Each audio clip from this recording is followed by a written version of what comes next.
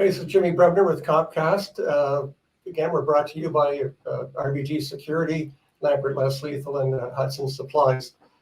That said, we're going to take some time today to talk about Bill C21 and what that entails and how it affects people that own firearms.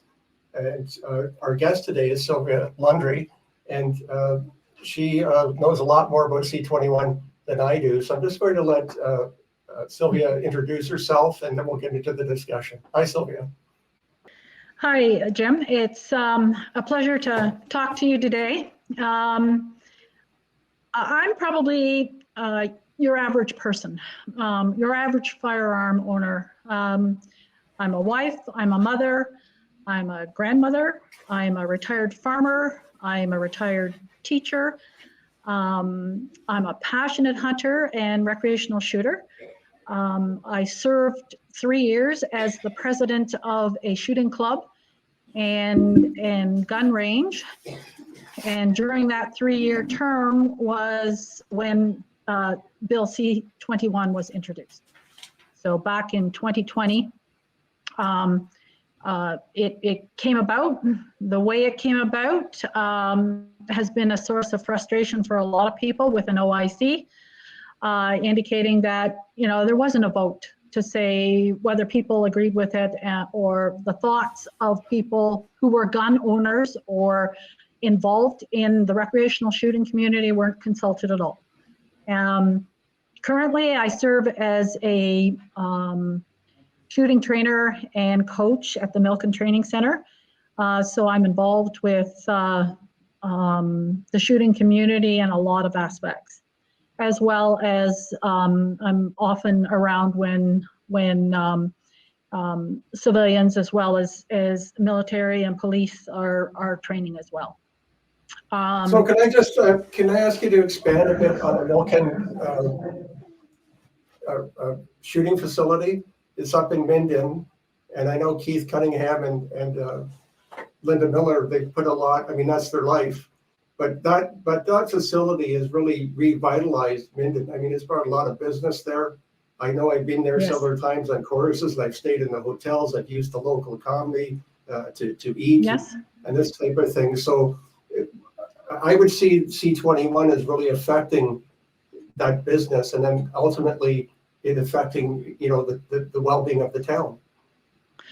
Oh, for sure. Bill C21 has probably been responsible for them experiencing a loss of maybe greater than a third of their business in that period of time.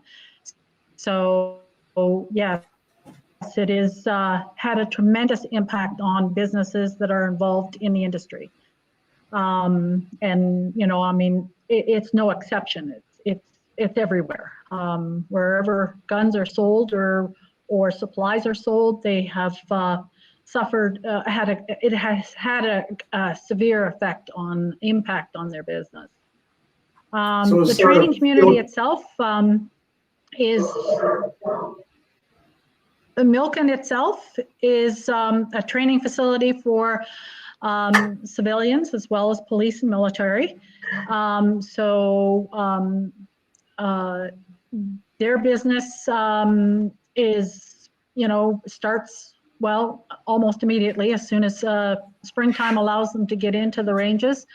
And it's an ongoing thing right through, it'll freeze up, where they're offering long range, pistol, training for both civilians and military and police. Right. So really, I mean, C21 is pretty well ill-conceived. I don't think there was a lot of thought that went into, not only does it affect the firearms that we possess legally, but it also affects all those other businesses that again are attached to the firearm, like even the case you carry it in. If you're a hunter, your clothing, the boots that you wear when you're hunting. I could go on and on. The optics that you use, the slings, everything that goes into that. And I think it's put a big dent in those businesses, and most of those businesses are small businesses which actually employ people. Governments can't create jobs. It's small business that creates jobs.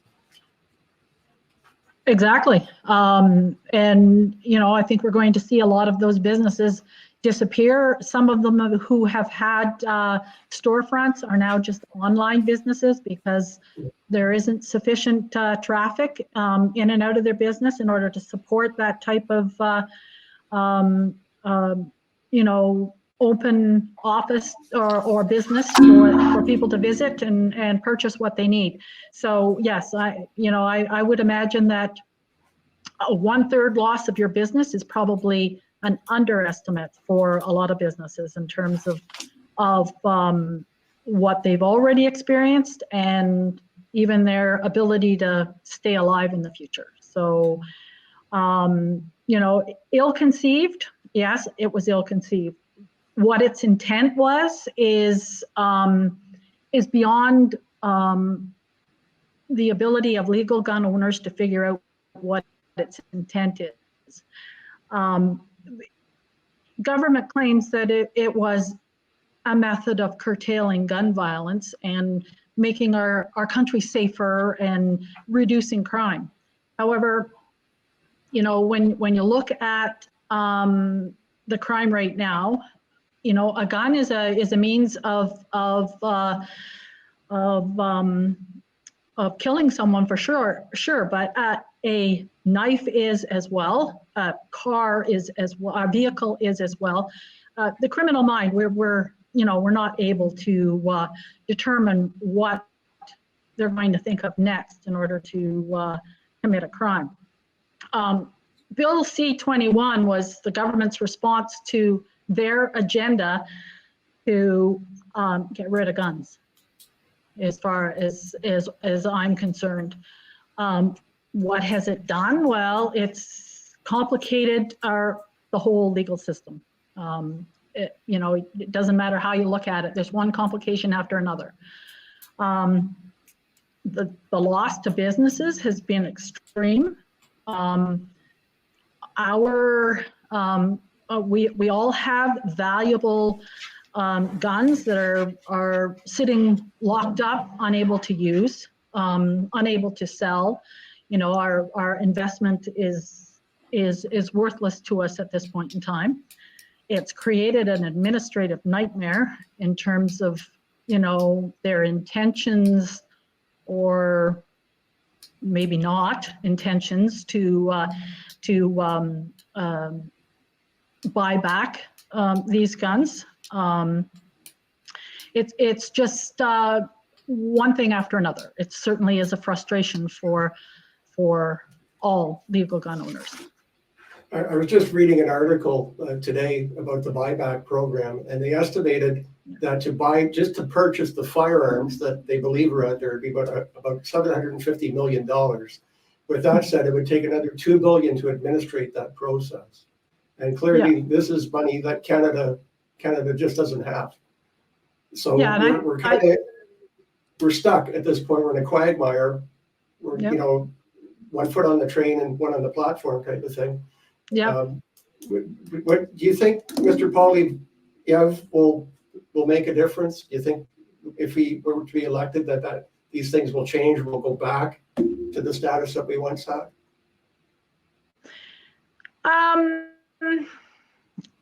I think that's our only alternative at this point in time. He certainly talks the talk, like as though there could be some hope if there is a change in government. And I think we're all kind of holding on to that thread that might be our hope. And so, at this point in time, it looks like that might be the alternative that we would all hope that would at least bring some sort of sanity to what we've seen happen since C21 was introduced. Right. Now, I know the Conservatives did have some success because initially C21 included a lot of things like 12-gauge shotguns and specifically hunting Yes. Rifles. And I Yes. know that the northern communities Yes. that use them for sustainment and protection from predators, this is a problem. And again, it indicates, an individual that's not aware of the expanse of Canada and the different. Not everybody lives in an urban, in a city like I do in Toronto. There's many parts where you have to have tools to protect your property. You mentioned you were a farmer. Certainly, if you have gophers that are making holes for your Yes. cattle, and the cattle get injured, there's Yes. major investment. And so I think rural communities have a better understanding as firearms as a tool than what people in cities do. People in cities, I think through media and whatnot and tragic incidents, learn to fear firearms. Yeah, you don't know what you don't know. And that's why it's so important to involve all of the players in an issue such as this.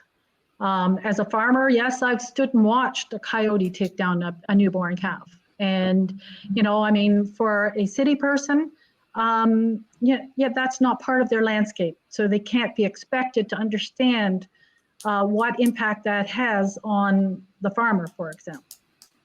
And if it's a predator in terms of, an animal that is in attack mode, then there is a serious risk to life as a result of that, and that has to be dealt with. But when you live in the city, you don't have those same threats. You have other threats, and so it's difficult to understand where we're coming from, but it's important to look at how it affects all of us.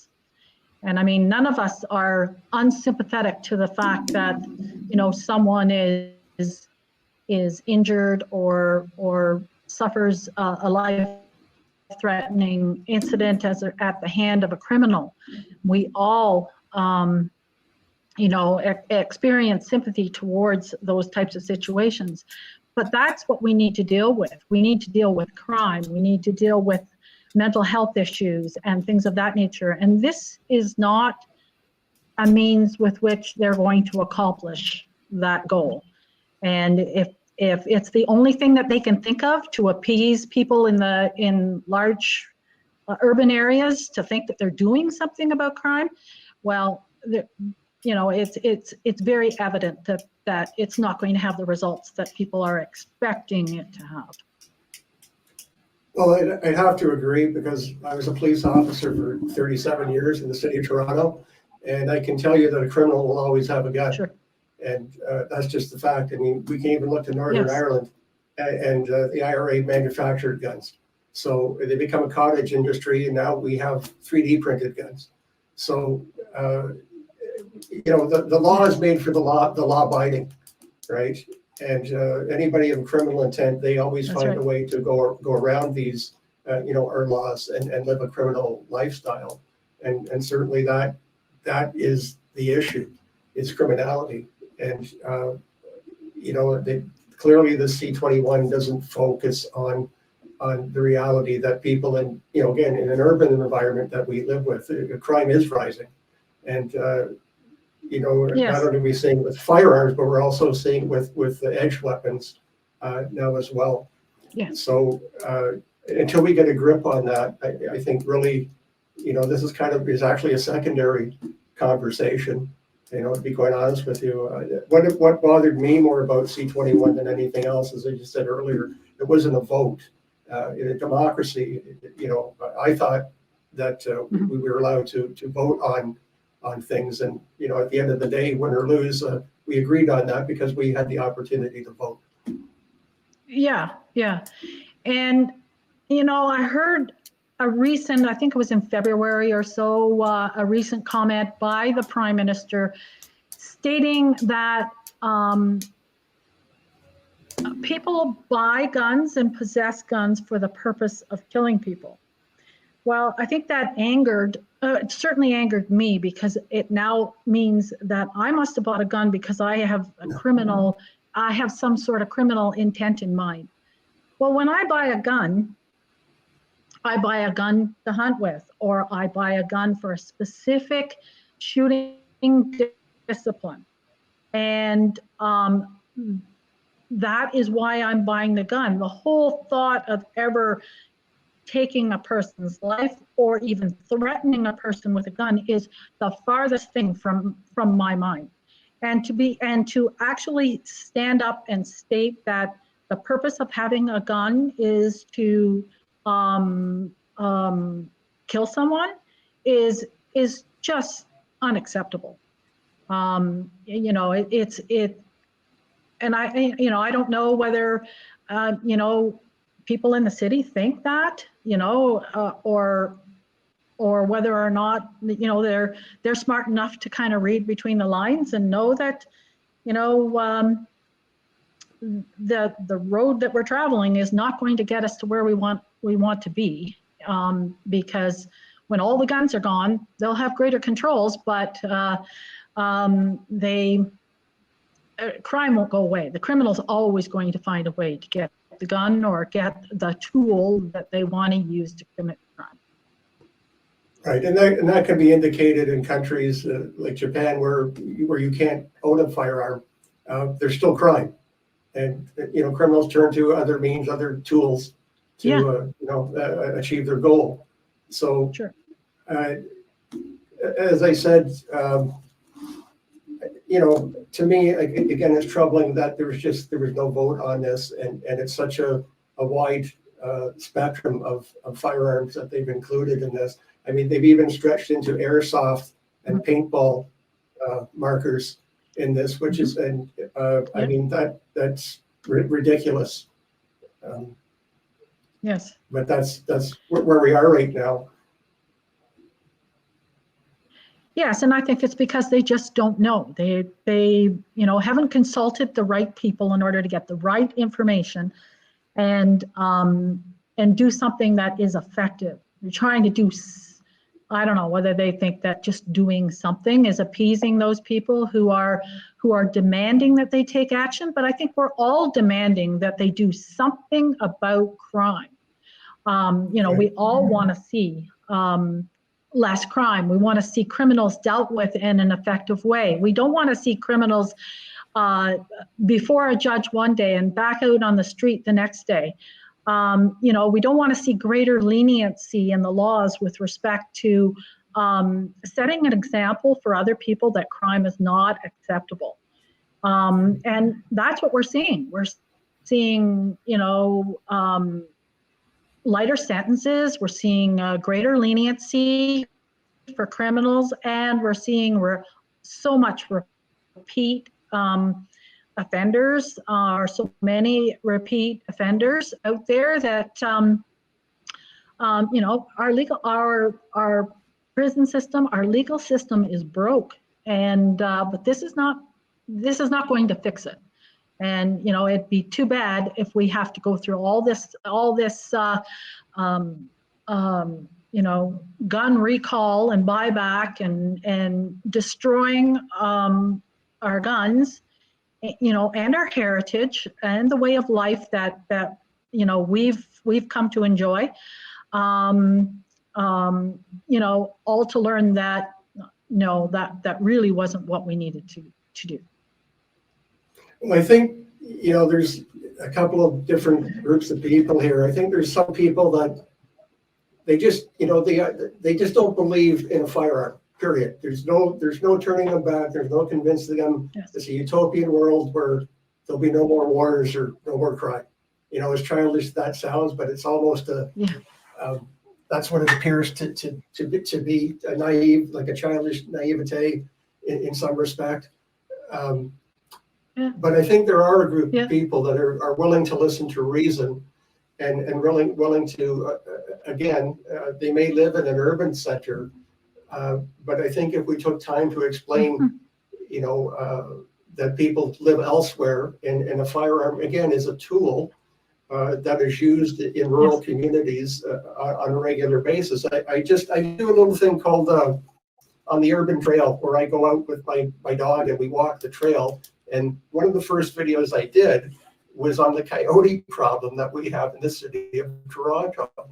And Okay. they come at us in packs of 3, and they're relentless. Luckily, I've got a big dog, and we can usually work our way around it. But Yes.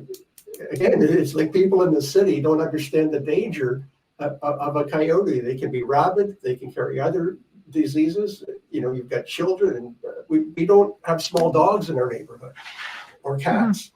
And this is the result of not dealing with a coyote or vermin. And it's just that, like, it's the city mouse and the country mouse. We don't take time to understand each other. No, and probably, if we had more forums where we had the opportunity and, people were willing to sit down and listen to the other side of the story, gun owners as well. I mean, we need to listen to what's happening. And I mean, we are seeing and hearing on the news in terms of, things that are happening in our urban centers, in our cities. And we need to address the real problem. And it has never been legal gun owners. A lot of the best people in my life I've met either after I've owned a gun or participated in the shootings. Well, active shooter is one of our specialties here at the Canadian Tactical Officers Association. And with that said, most of these like horrific incidents could have been prevented because there's always indicators there prior to it. And we spend more time on reacting than we do on preventative measures. And I notice in C21, they have red flag laws and yellow flag, initiatives that they want to move in. But in fact, they're already there. So if somebody knew of somebody that would, they had a domestic and they own firearms, or they were having trouble with mental illness, they own firearms, the CFO has the power to take those already. And so I'm surprised that, again, they're suggesting things that already exist. They're already in law.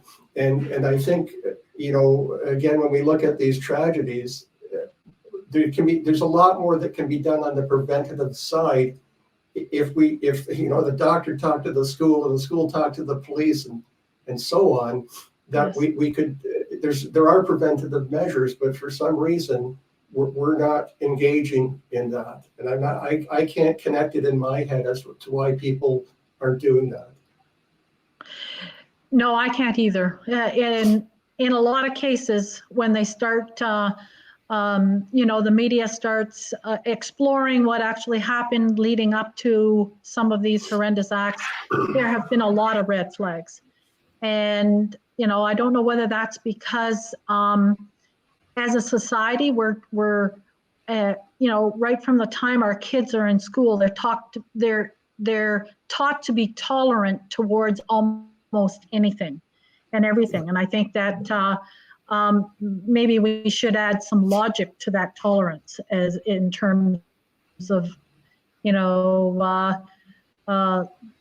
if that's a red flag, let's talk about it. Let's do something about it before it becomes a major tragedy for someone.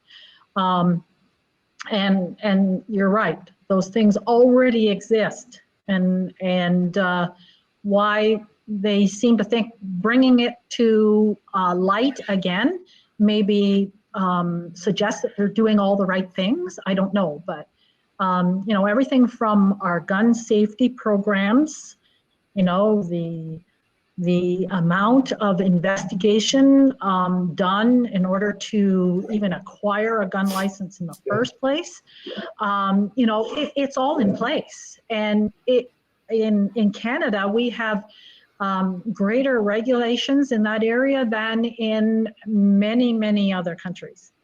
And you see problems that are in other countries, but I think a lot of the fear that is behind people needing to support C21 comes from fear mongering. Something happens in the United States and all of a sudden it becomes a highlight of our news broadcasts. This happened in the United States, a major killing or something that they think will interest people, but then all of a sudden they use that to justify continuing with C21.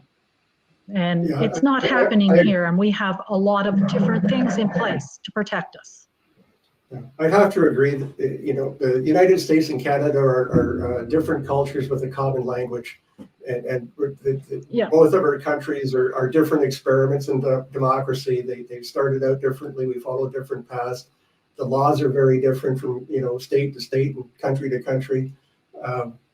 So I think now that with the internet and Google, that the world's become a smaller place, and it's easy to transfer a problem elsewhere to our own place and become fearful.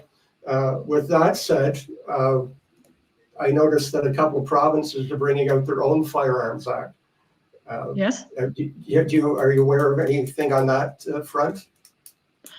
Yes, I am. I have been following that. I wish that Ontario would adopt a similar approach to it. And I think that is a good thing. I think the provinces are standing up and recognizing that people should have a say.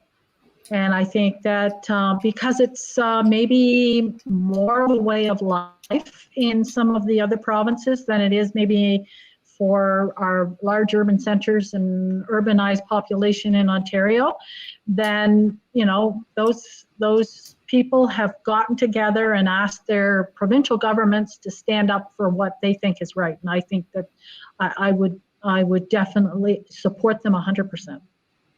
So again, you may not know the answer to this, but are they using the notwithstanding clause to go around the federal Firearms Act, or I don't, and again, you may not know the answer, but do you have any idea how that actually works? I don't know the answer, but I think you may be on the right track there, but I don't know the specific answer to how they're getting around it, or whether or not they've actually succeeded in getting around it, or whether or not this is going to be their approach moving forward.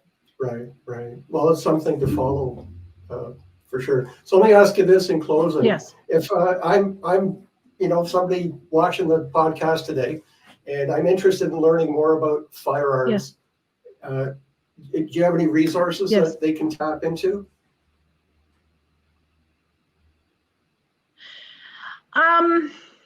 I think the best way is to, if you want to learn more about it, of course, you can definitely look up online some of the regulations and safety protocol that is in place. And so that might ease your mind a little bit in terms of knowing that, due diligence has been done in ensuring that people in the shooting community have met the requirements and follow the regulations and are expected to be law-abiding, and then there are consequences if you're not. The other thing is that most shooting ranges welcome people to come in and observe and see what's happening. There is a national range day that happens once a year where people can connect with someone in the shooting community, and they would be more than happy to provide them with an opportunity to participate. And oftentimes when you come out and you participate, you learn that it isn't what you think it is. And you see the safety protocol that's put into place, and how their safety is first and above everything else. And oftentimes that's the way to introduce people. Early on in my shooting career, I always ran a ladies' day at our range, and I invited people who had absolutely no experience with guns. Oftentimes it was a result of maybe being fearful of a gun, and yet, a husband or another family member had a firearm in the home, and so they wanted to become more comfortable with it, and they would come out and we would spend a day, and they just went away with a totally different attitude towards a firearm. And if you learn how to use it safely, and you handle and you shoot what you can control in terms of the type of firearm that you would be introduced to, if you decided that that's something you'd like to try, then oftentimes that sets their mind at ease, and they realize that, if I come and learn from the legally approved gun owner, then I go away with a totally different attitude towards guns and the shooting community itself. I have to agree. I've never taken, a non-shooter to a range, Yes. as meek and mild as they might be. And once, Yes. they've got all the safety, concerns out of the way, and we give them a firearm they can handle, Yes. there's a smile on their face every time. I've never seen any other result. And, and as you said, they gain a respect for the firearm and the community. And so I agree with you. I think it's just a matter of getting out and educating the public. I've never heard of that National Range Day, in fact, but I think that's a great idea. And National Range Day just started last year, was the first year that they had it. And so many ranges took it upon themselves to offer some type of program for the day. And in many cases, it was designed to introduce new people to a shooting range, and allow a person with a bit of experience behind them to use this as an opportunity to let other people know what a pleasant experience it can be to participate in a sport and learn a little bit about the sport itself. And I think any of the clubs that ran the programs were quite satisfied with the outcome, in terms of, everyone does go home with a smile on their face. They, it eases the tension, and they find out that, it's not at all like what they thought it would be. And oftentimes they're very surprised at how much consideration for safety is taken before any event ever takes place. 100% safety, competent instructor in your set. So I will. I appreciate your time today. I've learned a lot, and I'm going to give another shout out to MilCun. Again, it's in Minden, just outside of Minden. It's a great facility. I've been going there for probably 20 years or more. Yeah, it's a hidden gem in our community for sure. It really is, and it's Keith and Linda are so accommodating and just the nicest people you could want to meet, and the same with the community that goes there, for either being law enforcement, military, or sport shooting. It's a great place, and I wish them all the best of luck. And they do a lot for hunting as well. Yes, they do. Yeah. They do a lot for hunting as well, in terms of teaching people how to hunt safely and ethically. They've done a lot, and their recent book on hunting has just come out. So they've been busy with that all winter, and certainly does kind of bring us from where we've come from as hunters into the modern world for sure.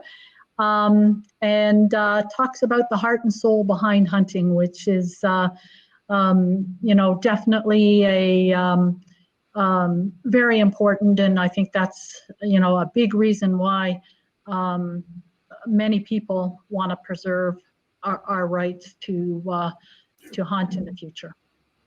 100%. So thanks so much. You've been a great guest, and I will have you on again. Appreciate it. Well, thank you, Jim. We'll look forward to meeting you. Okay, be safe.